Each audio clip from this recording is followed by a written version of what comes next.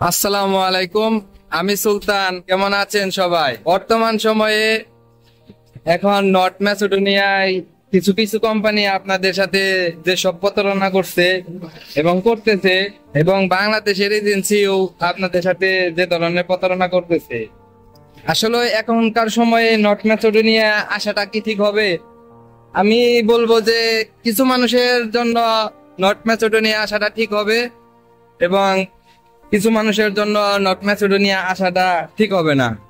যেমন ধরেন, বয়স আপনার 18 থেকে 27 এর মাঝখানে যাদের বয়স, তারা চাইলে আসতে পারেন, বা তার ঊর্ধ্বে যারা আসবেন তাদের জন্য আমি মনে করি আসাটা ঠিক হবে না।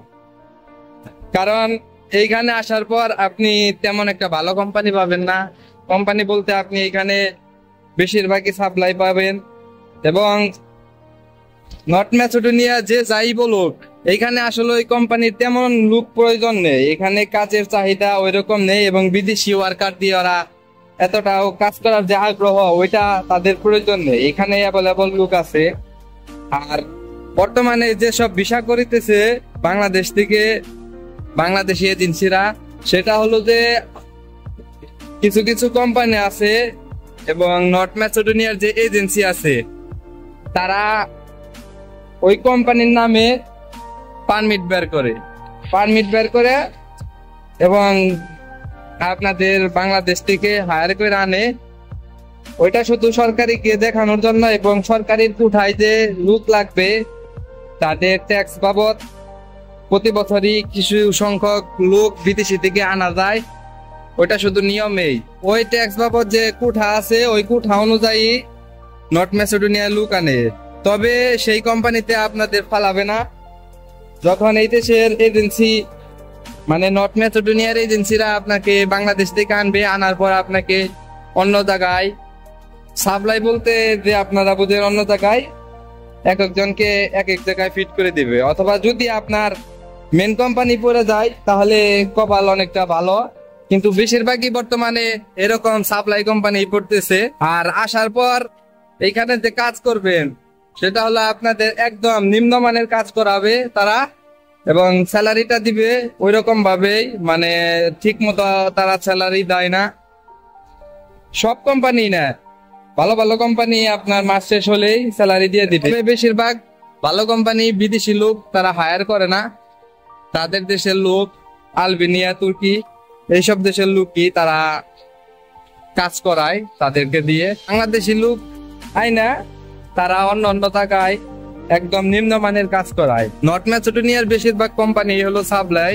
যদি আপনি আসেন তাহলে আমি সবসময় বলবো যে কম বয়সী লোক আমি আসা মনে করি ভালো। কারণ এইখানে এসে আপনি যে ওই রকম টাকা পয়সা ইনকাম করতে পারবেন না, আপনাকে সেনজেনে চলে যেতেই হবে। এখানে আপনার বেতন ঠিক মতো দিবে না, তারপরে আপনি অনেক ধরনের অসুবিধায় পড়বেন, কাজে খুবই কষ্ট, একদম নিম্নমানের কাজ। এবং সবচেয়ে কষ্ট যে কাজটা, ওইটা আপনাকে যে করাবে একদম নিম্নমানের, যেটাকে বলি হেল্পার, মানে আপনাকে শুধু লেবারের কাজগুলাই করাবে। যে স্কিল ওয়ার্কার বা স্কিল ওয়ার্কারের যে কাজগুলা, ভালো ভালো কাজ, ওইগুলা আপনাকে দিয়ে করাবে না। তবে আইসা দু একজন লোক ওইরকম কাজ করতে পারে। আর বাংলাদেশের বেশিরভাগ মানুষই এলো বিদেশে আসার আগে তারা এলো কি কাজে আসবে, যে আমি কি কাজটা পারি, ওইটা আসলে আমরা এদিন থেকে বইলা আসি না, বা ওই ধরনের কাজের উপর আসি না।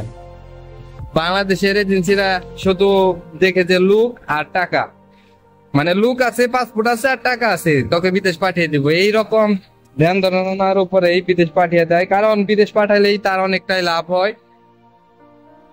আমি সবসময় বলবো যে আপনারা স্কিল ওয়ার্কার বা স্কিল যে কাজ জানেন, ওই কাজের উপরে যে দেশেই যান, আপনি ওই কাজের উপরে আসার চেষ্টা করবেন, তাহলে আপনার ভবিষ্যৎটা অনেকটাই ভালো হবে এবং বেতন বেশি পাবেন। যখনই আপনি দেখবেন যে কোম্পানি আপনাকে দিয়ে কাজ হচ্ছে বা ভালো কাজ করতে পারতেছেন, তখন আপনার কোম্পানি ঠিক মতো স্যালারিও দিবে, স্যালারিটাও বেশি দিবে, এবং আপনাকে অনেকটাই গুরুত্ব সহকারে দেখবে। আর এইখানে আসবেন, আসলে এই সত্য বলতে কি, এইখানকার কোম্পানি আপনাকে একদম নিম্ন চোখে দেখে।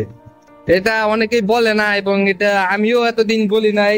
এটা হলো লোক লজ্জার ভয়ে এখানে আসলে ওই কোম্পানিরা তারা আমাদেরকে এতটাও ভালোভাবে দেখে না। তবে কিছু কিছু কোম্পানি আমার ভাই ব্রাদার বন্ধুরা যারা আসাল তারা মোটামুটি ভালো কোম্পানি পাইছিল। তাই আমি বলবো আপনারা যখনই যেতে সেই যান না কেন, স্কিল ওয়ার্কার এবং আপনার যে এজেন্সি তার সাথে সবসময় খোলামেলা আলোচনা করবে যে আমাকে আনস্কিল বা স্কিল ওয়ার্কারে কোন ভাবে পাঠাচ্ছে। এখন এই দিকে আমি মনে করি যেভাবে আসেন আইসা পড়েন, তবে যাদের বয়স বেশি তারা না আসায় ভালো, কারণ এখানে এসে আপনাকে সেনজেনে চলে যেতে হবে। সেনজেনে বৈধ কবে হবেন না হবেন তখন আপনি দুশ্চিন্তায় একটা হতাশাগ্রস্তের মধ্যে পড়বেন। তবে যারা কম বয়সী তারা আসেন, আসার পর একশো তো বৈধ হতেই পারবেন। ওইটা সেনজেনে আইসা একশো বৈধ হয়ে যাবে। যাদের বয়স বেশি তারা তাদের ছেলে মেয়ে এবং পরিবারের সাথে সময় দিতে হয়, আর যাদের কম বয়স তাদের তো এতটা চাপ নেই।